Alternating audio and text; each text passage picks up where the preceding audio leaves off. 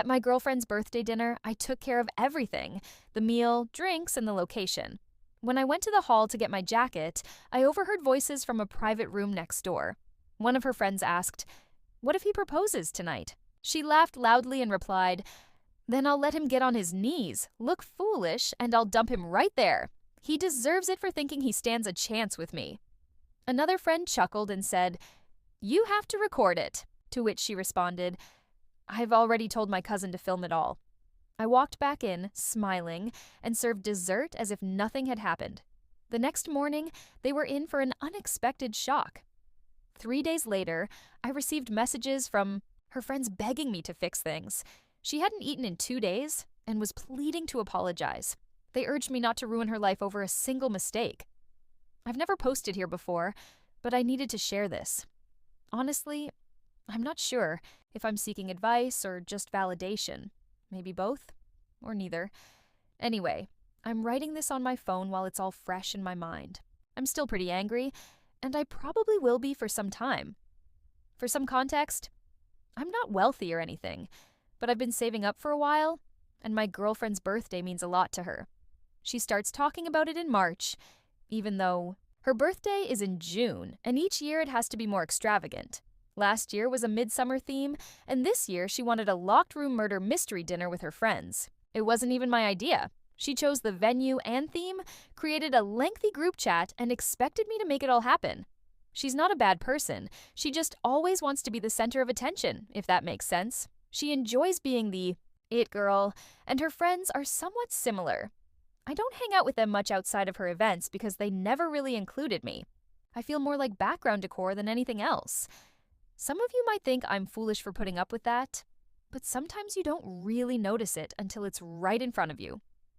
So, about the dinner, it was at a place with a private dining room, kind of like an escape room, but with food and puzzles where you solve a murder mystery together. She invited around 16 people. I covered the costs without a second thought because I wanted her to feel special. I even got her a custom necklace she had wanted, spending a long time finding the perfect one, and wrapped it in a small box with a note. Not a proposal, just a gift. But I knew her friends gossiped about that stuff, so I tried to keep it casual. From the moment we arrived, I sensed something was off. Not in a scary way, just subtle things. Her friend Kathleen wouldn't look at me, and her cousin was glued to her phone. Erica kept stepping out to take calls and returning with a forced smile. Whenever I tried to engage her, she'd brush it off as if she was busy. I figured she was just stressed or her friends were being annoying, but I started feeling like I was missing something. The weirdest part was how hard she was trying to make everything perfect, fixing her hair, checking her lipstick, and asking for group photos every 10 minutes, as if she wanted everything to look great on Instagram.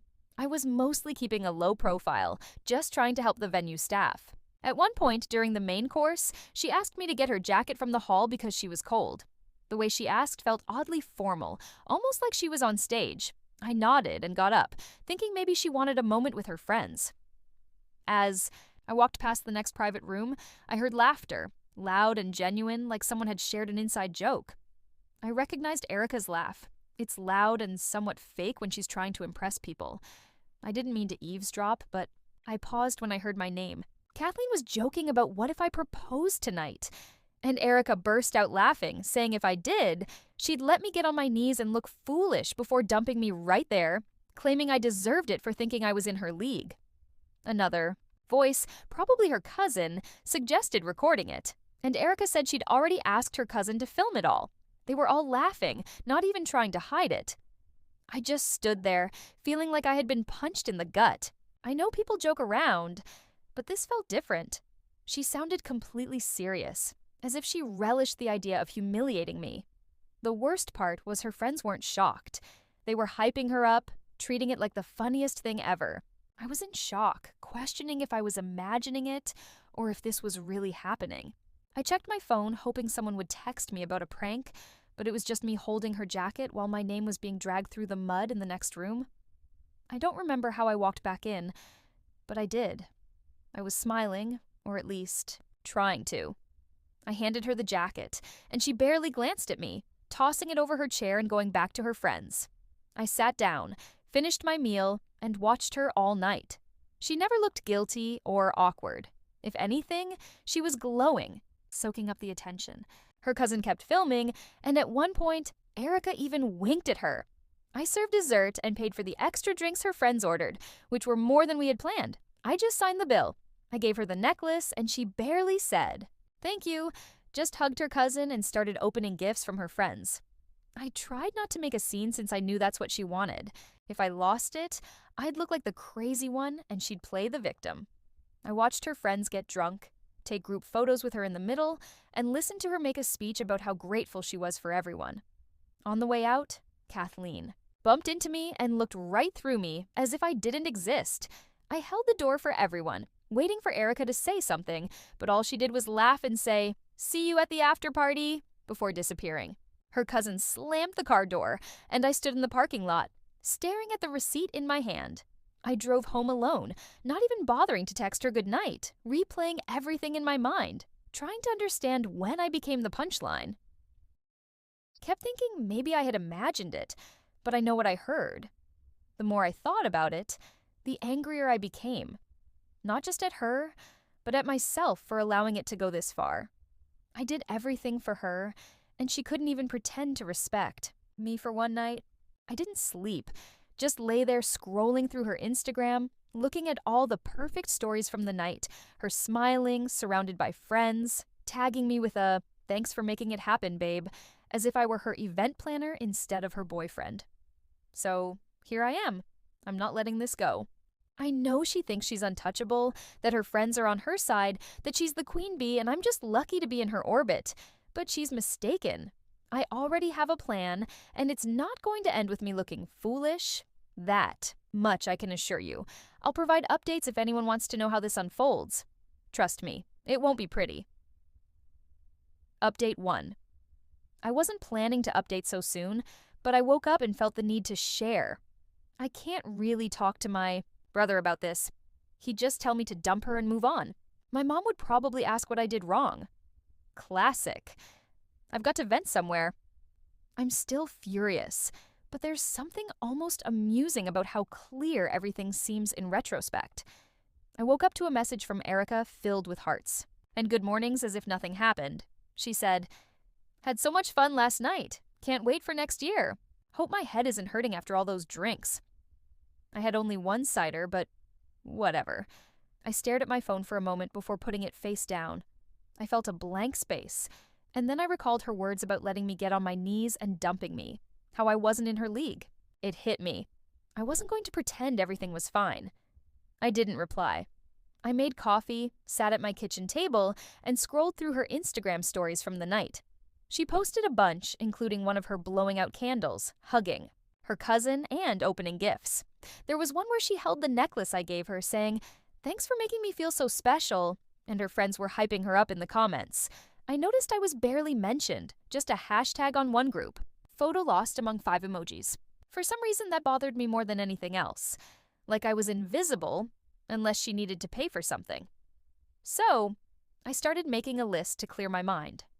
I went through the group chat, checking who was there, who RSVP'd, who bailed, cousin, Julian, Kathleen, Emily, some college friends I didn't even know, and a few randoms who just came for the vibes. I thought about the bill. I covered the room's cost up front, but at the end, her friends kept ordering more drinks and bottles, and the venue added it all to my tab because Erica told them it was all covered. I only found out when the waiter handed me the full bill to sign as I was in the bathroom, and I nearly choked at the amount. I signed anyway. What was the alternative? Start a fight in front of her whole group? Nah, I just moved on. Then things took a turn. The venue called me around noon. A woman on the line said there was an issue with the bill, some items were disputed after I left, and a few guests tried opening a second tab under my name for the after party. I told her I didn't authorize that. She said there was now an extra $200 hold for damages, and they needed me to confirm or dispute it. I asked what damages, and she explained that someone broke a vase in the private room and spilled wine on the couch in the lounge area. Staff had to clean it up, and it was all on me unless I said otherwise. I was already annoyed, so I asked her to send me the itemized bill for review. She agreed, but sounded stressed. I guess this wasn't the first time they dealt with a group like ours. I looked at the charges and saw that after I left, They ordered another round of drinks and an expensive bottle, in addition to the damages.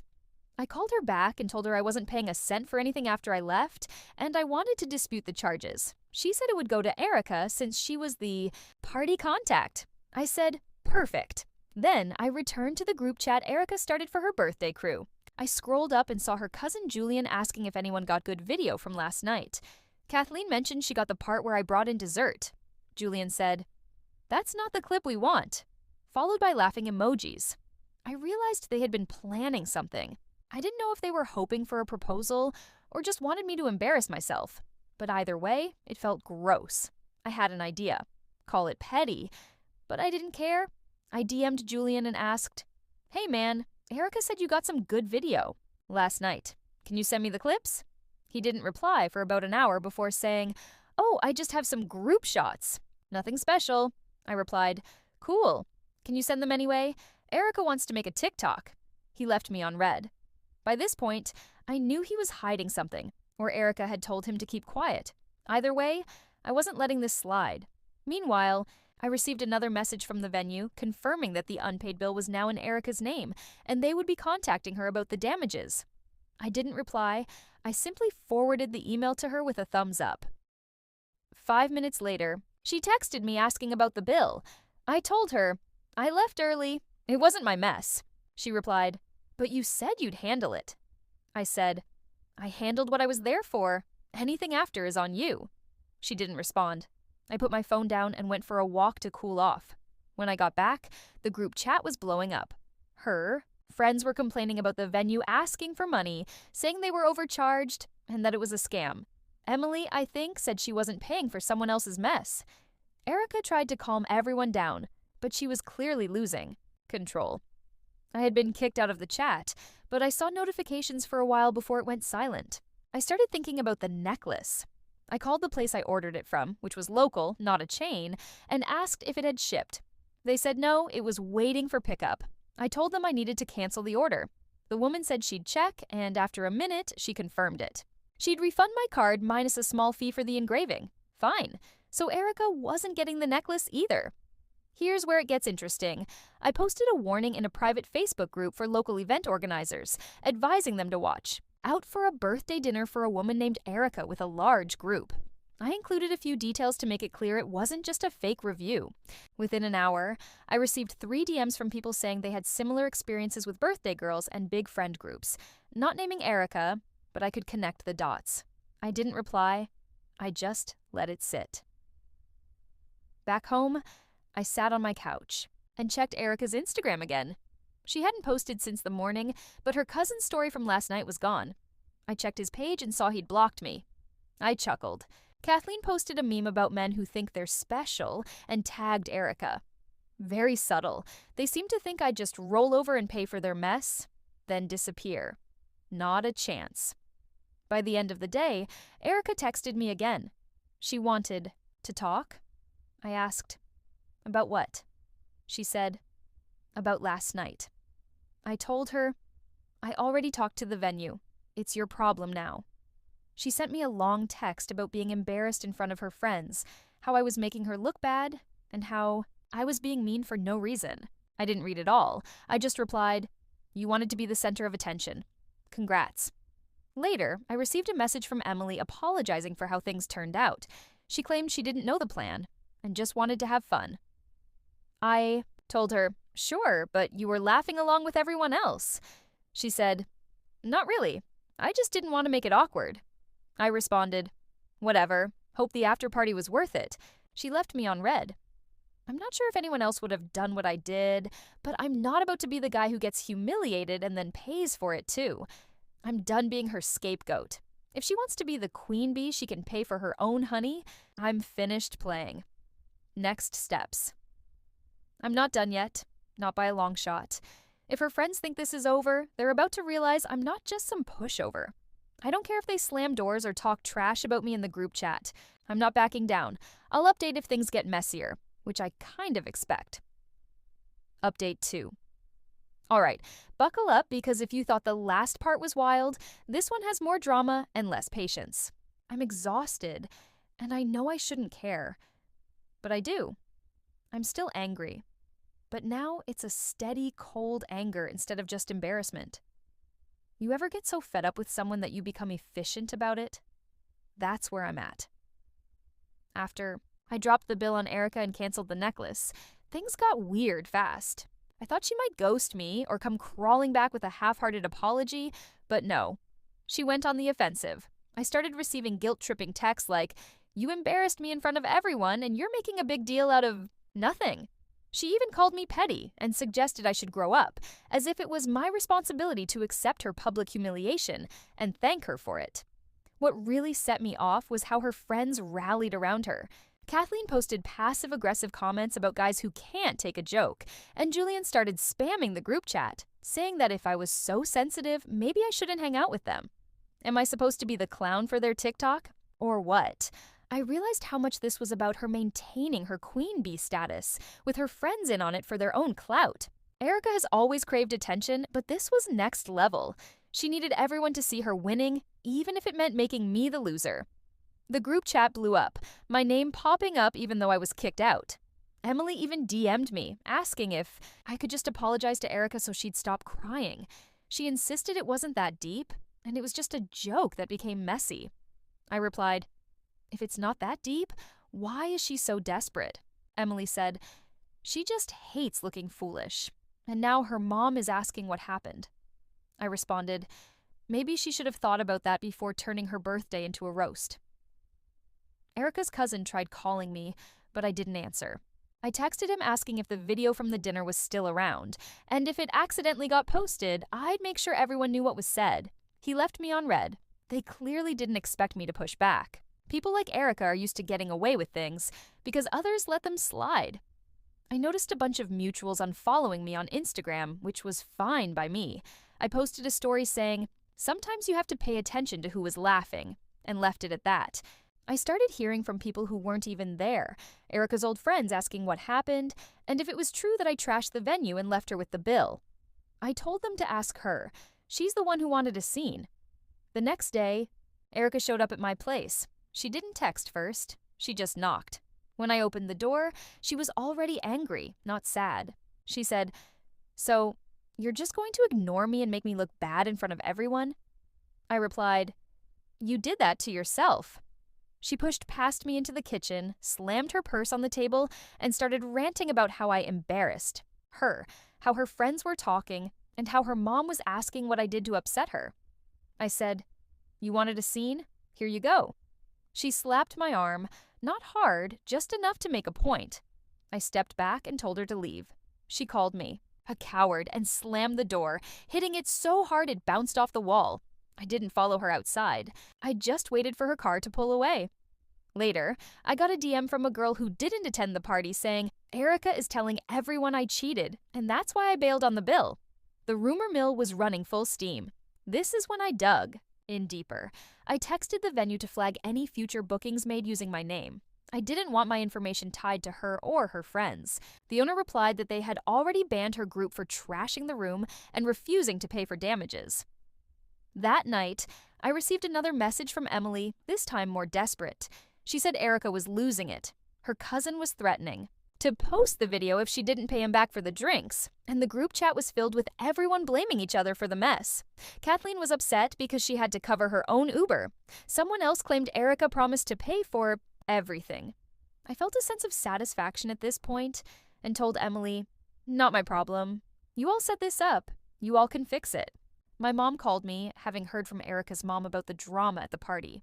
I couldn't be mad. She sounded confused. I told her, "Don't worry, I'm fine, just not dealing with that girl anymore." She said, "People always show you who they are, even if you don't want to see it." I kept moving forward, blocked Julian on everything, told the group chat I was done, and removed myself from their social circles. I saw Kathleen at the grocery store 2 days later, and she glared at me. I nodded and kept walking. No one was going to confront me in public. They just liked to talk. The fallout continued to spread. Erica's friend group was turning on each other, blaming one another for why the party was a disaster, why the bill wasn't paid, and why the video almost leaked. I observed it all from a distance. I know I sound cold, but after everything, I've run out of patience. I tried playing nice. They wanted a show, and they got one. Before anyone asks, I don't care if she eats or not. I don't care if she's crying to her friends, and I honestly don't care what her mom thinks of me. I'm just relieved I finally stopped being the one who pays and gets laughed at. If you want to see what happens when you mess with the nice guy, this is it. I expect one more update because I don't think they're done yet. But I won't. Back down. I'm not your clown. Final update. It's been 3 days, and honestly, I didn't plan to update again, but the messages flooding in are next level. If you've been following this mess, you know I'm not the type to air things out online, but I'm not letting them spin it like I'm the bad guy here. I'm still angry, but now it feels more like, wow, I really dodged a bullet. I woke up this morning to around 8 missed messages, not just from Erica, but her friends, her cousin, and even her mom, who I didn't know had my number. They seem to be on some kind of mission to save Erica now, which is hilarious considering 3 days ago they were all laughing about how she was going to roast me at her party. Now it's all, please talk to her, she hasn't eaten, let her apologize, you're ruining her life. I read through some of the messages for a laugh. Kathleen sent a long text about how Erica is truly sorry and just made a mistake. Julian texted asking if I could be the bigger person and let her explain. Emily's message was the wildest. She said, bro, she's actually not eating. She's crying nonstop. Just let her apologize and promise not to do it again. I couldn't help but think that not one of these people cared about me the night it happened. All they wanted was to protect their own image and avoid blame for the fallout. Now, they want me to act as the therapist or something. Erica herself didn't text until later, starting with an all-caps apology, followed by a bunch of broken messages, saying she never meant it, that people pressured her, and things got out of hand.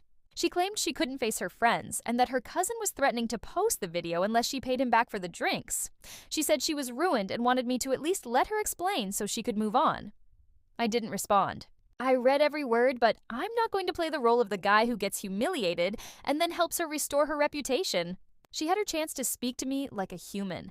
She chose to speak about me like I was a joke to those who were more than willing to join in. Not my problem if the group chat is on fire now. To make things even messier, I got a call from the venue manager confirming that I wasn't responsible for the damages and that the other tab wasn't mine. I told them, yes, I left before any of that happened, and I'm not paying a cent for it. The manager mentioned they'd been trying to contact Erica, but she was avoiding their calls and trying to shift the blame onto her boyfriend. I told them, not anymore, and hung up. My mom texted around noon, asking if I was okay because Erica's mom was telling people I abandoned her at the party and caused all this drama. I told her the minimum, just that things ended badly and I wasn't getting dragged into it. She said, you do what you need to do. I just want you to be all right. I get why her friends are freaking out. Their little queen bee circle is falling apart because they finally encountered someone who didn't just take the loss and walk away. People like Erica are accustomed to controlling the narrative. When that's taken away, they panic. Julian's threatening to post exclusive footage, but I've already informed him that if he does, I'll ensure everyone knows exactly what was said, not just the edited version. I hear from Emily that Erica and Kathleen had a screaming match outside a brunch spot. Kathleen pushed Erica, and Erica slapped her back. Seems like what happens when there's no one left to blame but themselves. Emily also asked if I wanted to meet up to discuss things, but I simply replied, nah, not interested. The only part of me that feels anything about this is just bafflement at how quickly the whole group turned on each other. 3 days ago, they were boasting about being real friends, and now they're blocking each other or posting vague stories about betrayal.